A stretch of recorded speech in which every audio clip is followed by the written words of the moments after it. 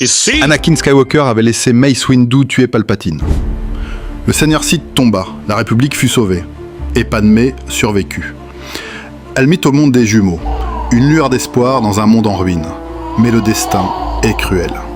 Un accident de vaisseau, foudroyant, sans alerte, sans échappatoire.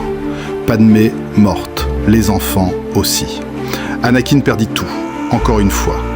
Déjà brisé par la mort de Palpatine, qu'il considérait malgré tout comme un mentor, il sombra dans un silence glacial. Les Jedi ne le comprenaient pas, ne l'avaient jamais compris. Même après l'avoir aidé, ils continuaient à le regarder avec méfiance. Alors, il souriait, il parlait peu, il faisait ce qu'on attendait de lui. Mais au fond de lui, tout bouillonnait. Une tempête, silencieuse. Jusqu'au jour où, en mission, tout explosa.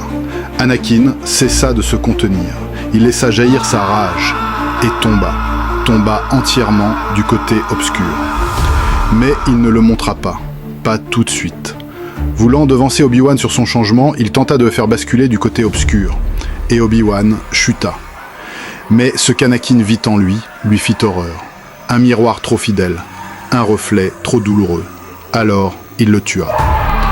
Et dans l'ombre, il se mit à traquer les Jedi, un par un. Il cherchait, il soupçonnait, mais jamais. Ils ne comprirent d'où venait la menace. Il n'y eut pas d'ordre 66, il n'y eut qu'Anakin. Et un jour, une réunion exclusive fut convoquée. Tous les Jedi devaient être présents au temple. Une occasion rare, unique. Anakin frappa à ce moment-là.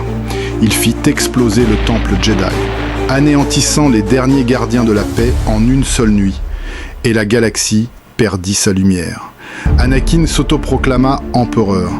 Et sous sa main de fer, le règne fut plus cruel que jamais, plus implacable que celui de Palpatine.